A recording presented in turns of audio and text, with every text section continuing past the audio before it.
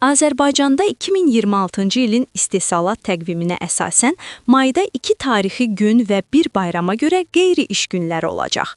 Mətbuat.az-ın xəbərinə görə 9 may faşizm üzərində qələbə günü, 28 may müstəqillik günüdür.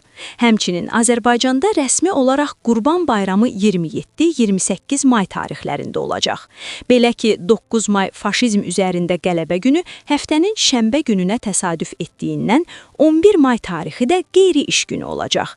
27-28 may tarixləri isə həm Qurban Bayramına, həm də müstəqillik gününə təsadüf edir. Bu tarixlər isə müvafiq olaraq çərşənbə və çərşənbə axşamına təsadüf edir.